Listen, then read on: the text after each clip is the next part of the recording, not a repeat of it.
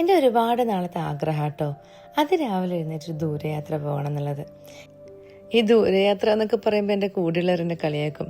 അത്രയൊക്കെ ആഗ്രഹമാണെങ്കിലേ ഒരു ട്രെയിൻ കയറി അങ്ങ് പോയാൽ മതി എന്നും പറഞ്ഞിട്ട്.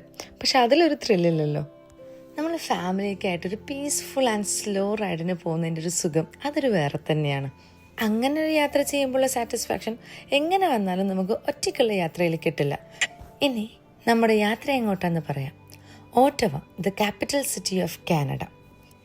ഈ യാത്ര ഞങ്ങൾ പ്ലാൻ ചെയ്യാൻ തുടങ്ങിയിട്ട് കുറച്ച് നാളായെങ്കിലും ഇപ്പോഴാണ് അതൊന്ന് സാധിപ്പിച്ചെടുക്കാൻ പറ്റിയത്.